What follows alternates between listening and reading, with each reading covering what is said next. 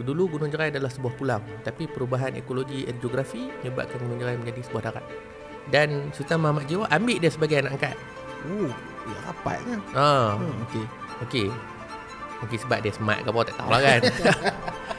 Taklah kalau kita tengok Netflix ke apa macam konspirasi. Konspirasi lah, okey.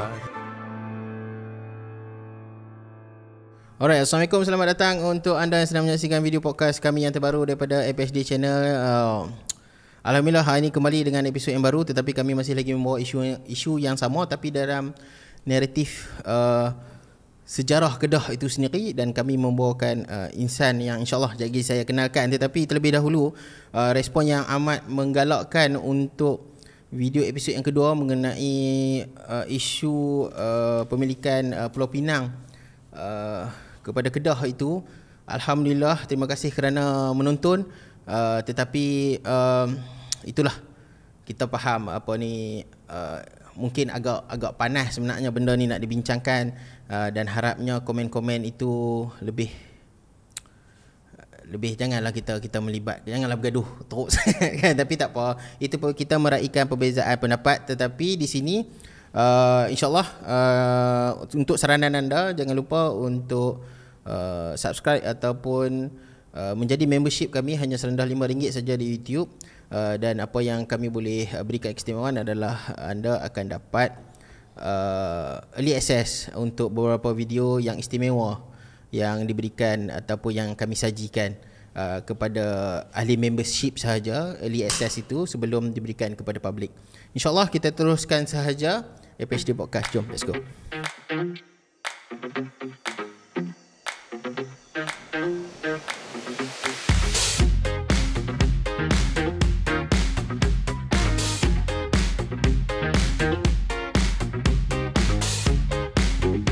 Alright, kembali lagi dalam FHD Podcast. Hari ini kami membawakan tetamu yang istimewa. Ada yang request sebenarnya, saya baca sebenarnya semua komen itu, dan ada yang request, banyak juga 2-3 kali mention tuan yang mengatakan jemputlah tuan ini, jemputlah saudara ini. Beliau mungkin akan menerangkan dengan lebih detail apa sebenarnya dari segi emosi, dari segi kejayaan, dari segi perjanjian in detail apa yang berlaku ketika itu. Jadi saya bawakan ke studio kami pada hari ini Tuan Herman Roslan, Exco Persatuan Sejarah Malaysia Cawangan Kedah. Beliau juga merupakan seorang penulis buku yang anda boleh dapat di Shopee, username Kataha, betul? So boleh juga dapatkan buku seperti Tanah Baru Naga Selatan, Perang Kedah Siam, Pelayaran Agustin, Dibiliu ke Kedah, betul? Alright, dan juga lain-lain anda boleh check out di Shopee beliau. Okey. Selamat datang ke studio APHD Podcast Tuan Herman Roslan. Terima kasih kerana sudi hadir daripada Kedah, katanya daripada semalam lagi. Beliau mempunyai jadual yang cukup padat di sini untuk membincangkan forum-forum, ada talk. Kami pun dapat slot pagi ni, Alhamdulillah, mungkin dalam sejam atau 2 jam ni untuk kita bincangkan beberapa episod. Selamat datang. Sihat tuan, apa khabar? Ya, baik, alhamdulillah. Okey, mungkin sedikit pengenalan diri tuan lah, dari segi apa jawatannya, dari segi pengkajian sejarahnya. Siapa Tuan Herman Roslan ni? Okey, bismillahirrahmanirrahim. Allahumma aftah alaina hikmataka wa anshur alaina min khazaini rahmatika ya arhamar rahimin. Saya Muhammad Herman Roslan. Saya sekarang sedang melanjutkan pelajaran di peringkat master di UM. Okey. Dalam bidang sejarah lah. Okay. Fokus kajian saya ialah Kota Kuala Kedah, Kota Pelabuhan dan Maritim. Okey. Degree saya di USM, PJJ USM dalam bidang sejarah lah. Jadi kerja-kerja buat sejarah ni dah lama. Sebelum ni saya duduk di Pahang, dan sekarang ni alhamdulillah saya dah pindah ke Kedah.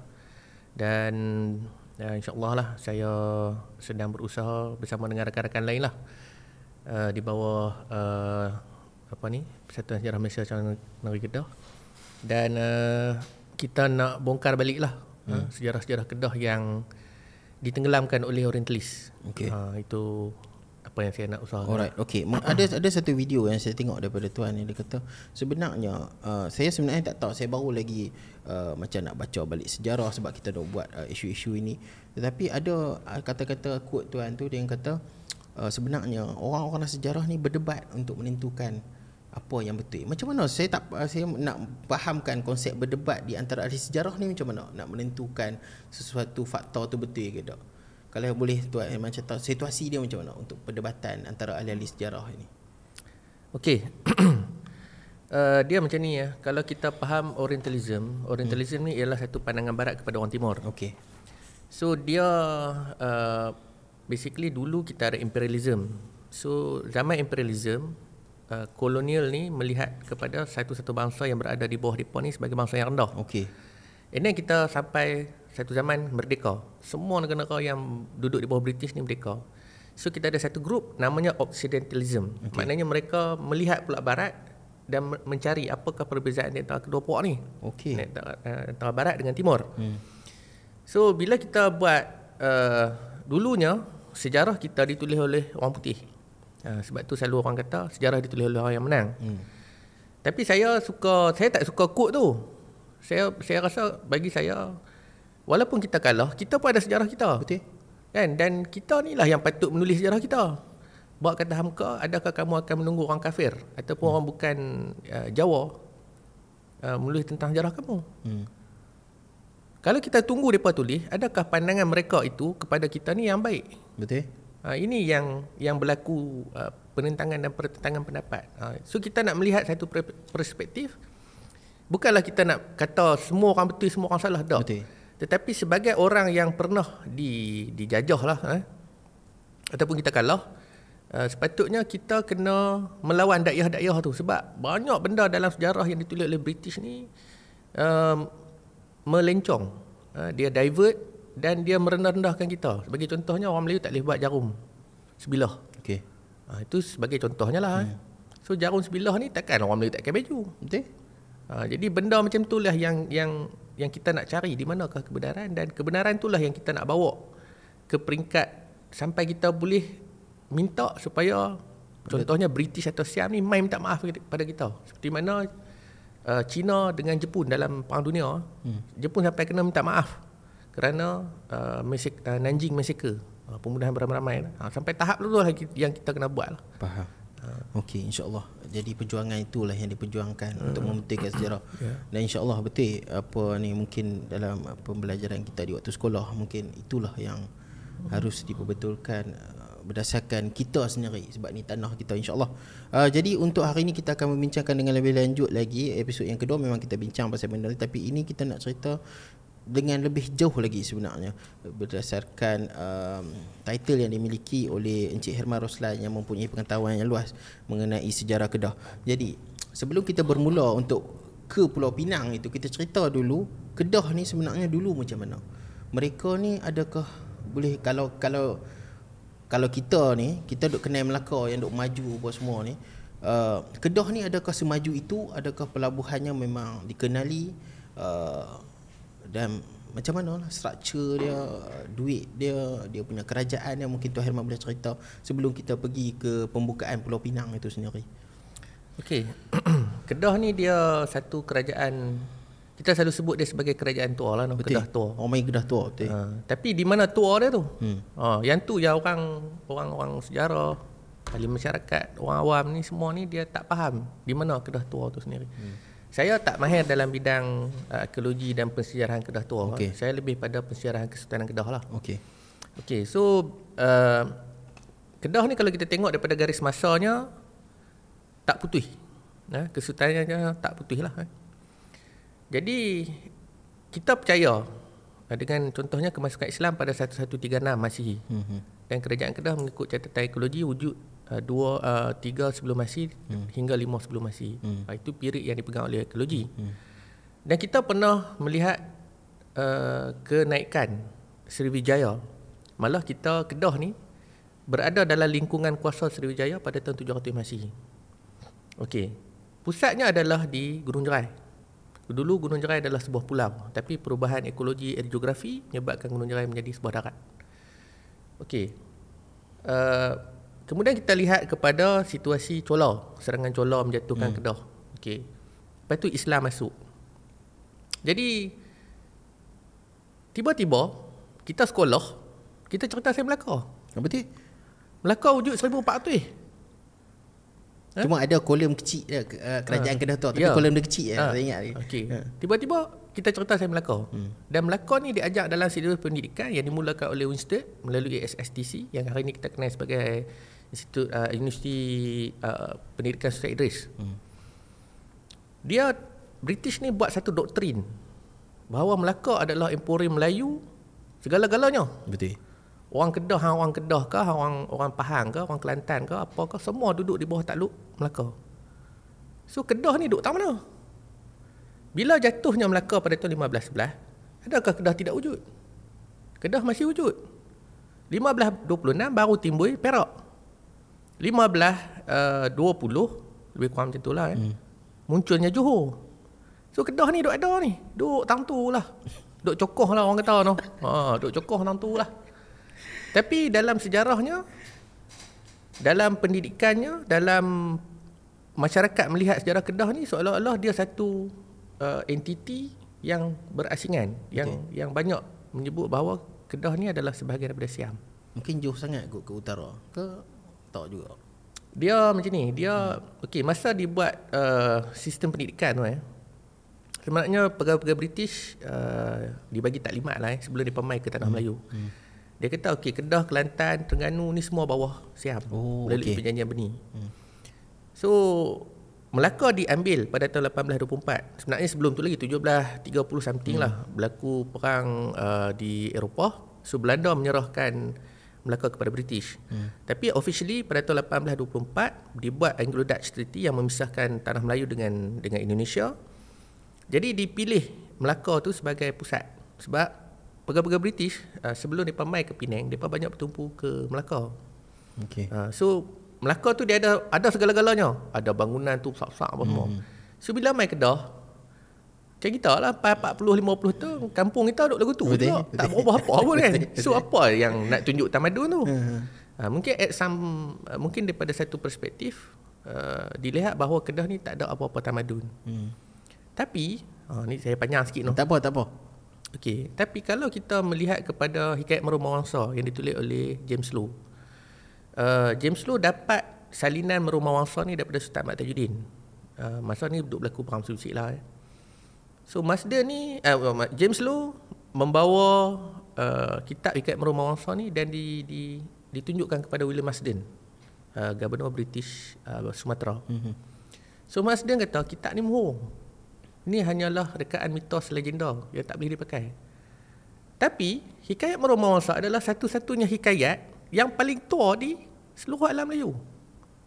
Tak ada kitab lain. Duk kata cerita apa Silatus Salatin, hikayat Hang Tuah tu semua muda-muda. Kedah dah ada lah. Okey. Bila dibawa kepada Marsden kata tak ada tarikh. So kita tak boleh pakai sebab dalam metodologi sejarah dia mesti ada nama penulis dan tarikh. Okey.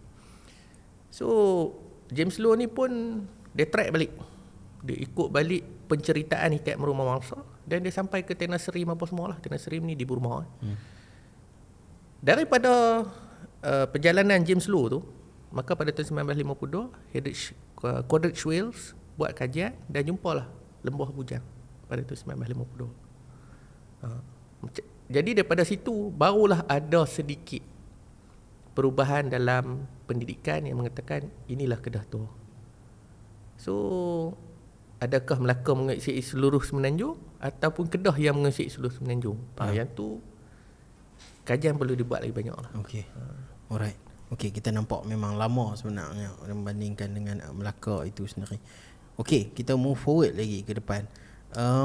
Sebelum, sebab hari tu ada yang mengatakan Pulau Pinang memang dah ada. Tetapi berdasarkan kita punya podcast yang lepas, Pulau Pinang ini memang dah ada penduduk. Saya pun ada tengok video tuan yang sebelum, memang dah ada penduduk. Tetapi persoalannya, adakah ada efektif kontrol untuk Pulau Pinang? Adakah ada pembesar di situ untuk menguruskan Pulau Pinang di bawah Kesultanan Kedah? Keadaannya macam mana di Pulau Pinang kita, dan apa pandangan Kedah terhadap Pulau Pinang ketika itu? Adakah dia nampak potensi Pulau Pinang untuk menjadi hub yang baik dan pesat pada Kedah, ataupun bagaimana pandangannya sebelum datangnya Inggeris ke Pulau Pinang? Pertama sekali yang kita kena faham ialah sejarah Pulau Pinang ni ditulis oleh Barat. Okay. So selama 70 tahun kita capai kemerdekaan, sejarah Pulau Pinang tidak pernah ditulis oleh orang Melayu. Itu yang saya kata tadi, orang Kelah tak menulis tu. Betul. Hanya satu buku saja, iaitu sejarah awal Pulau Pinang, contoh sejarah awal Pulau Pinang dulu. Saya tak ingat nama penulis tu, tapi diterbitkan oleh USM. Itu saja satu buku. Kemudiannya kita tak tahu apakah perkembangan yang berlaku pada orang Melayu. Kalau kita cerita Syekh Al-Hadi, Lebuh Raya Aceh dengan pusat medianya, tak ada siapa pun tulis. Kalau ada pun hanya cebisan-cebisan di dalam buku-buku. So kita nak kena kumpul maklumat dan sebagainya. Okay. So balik pada effective control. Kalau dalam Atlas Silsilah, dia menceritakan, Atlas Silsilah ditulis 1928.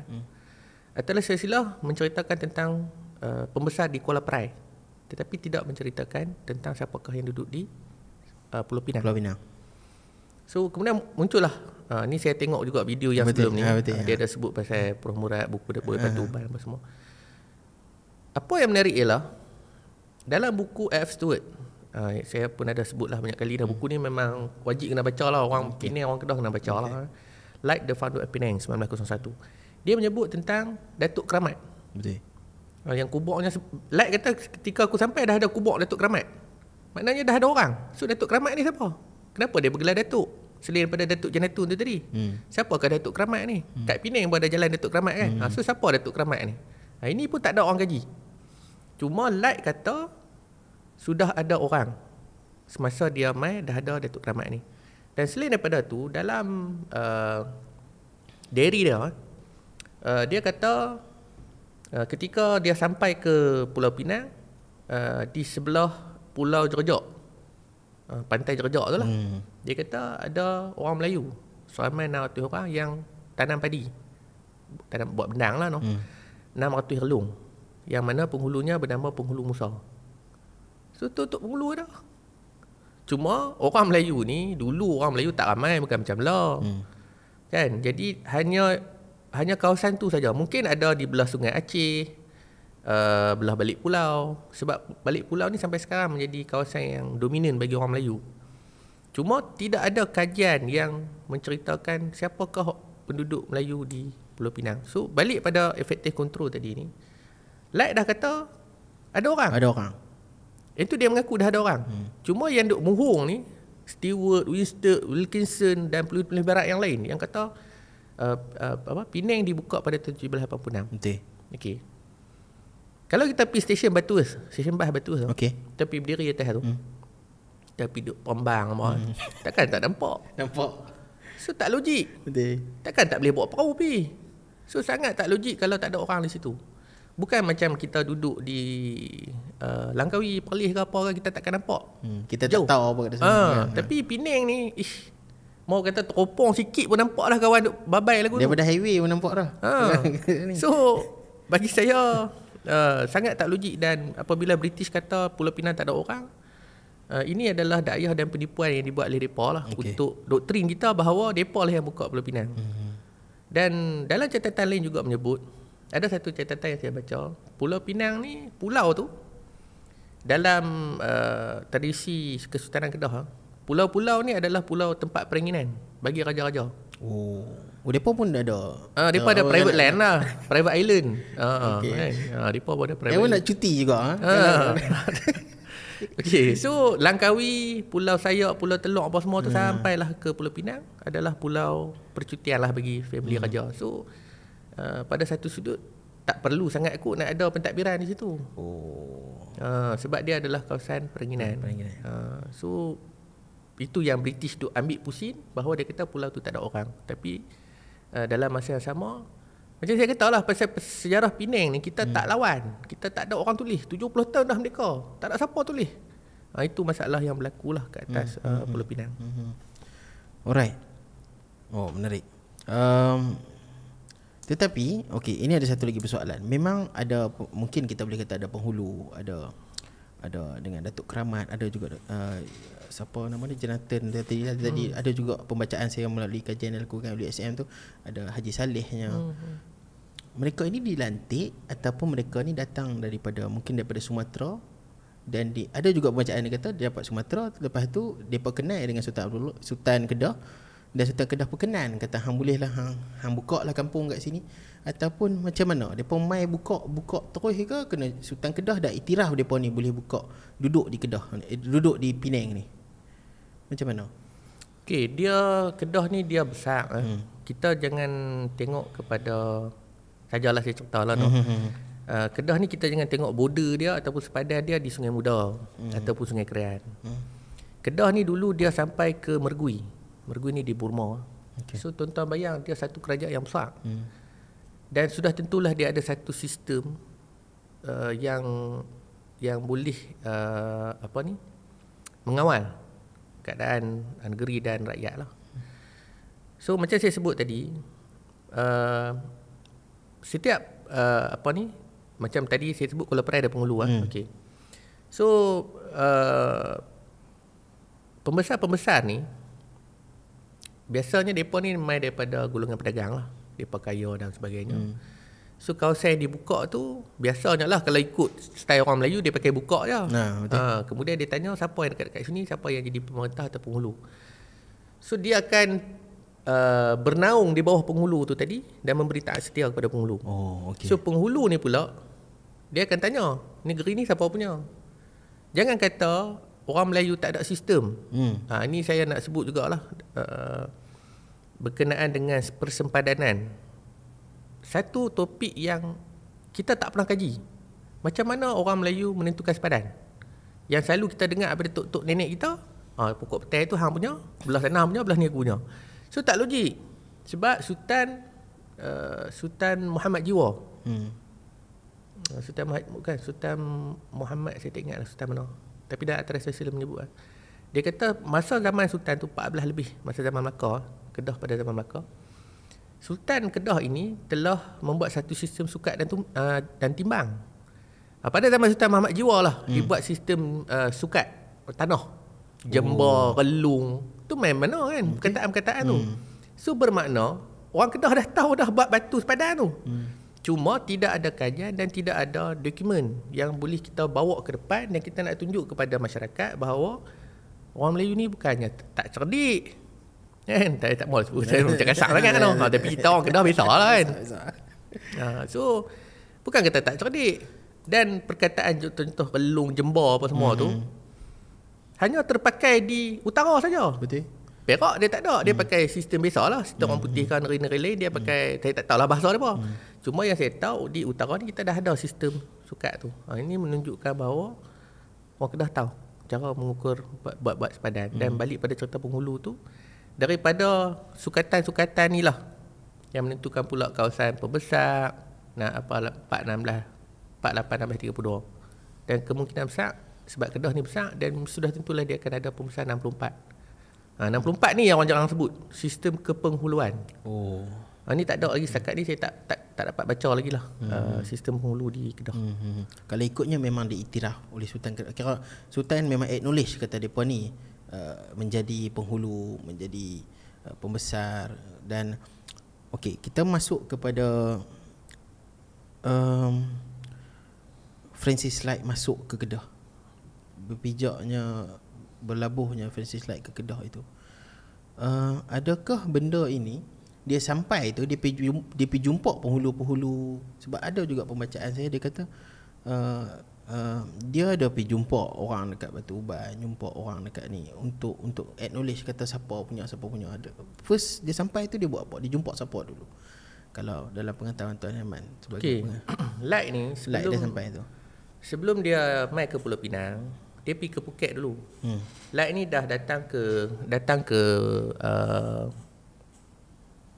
alam Melayu tahun 1730. Masa tu umur dah lebih kurang 16 tahun lah. So dia dengan kawan dia James Scott. James Scott ni seorang ahli botani. Dia duk main Scott ni, dia suka kaji daun-daun apa semua, herba-herba. Scott ni pula dia minat tentang perubatan tradisional. So agak-agak dia tak belajar ke perubatan Melayu. Ini dia balik sana, dia pergi buat kapsul, dia kata ni kami buat. Boleh jadi.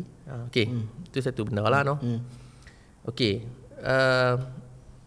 Jadi Light ni dia bekerja dengan Jordan D'Souza and Sullivan.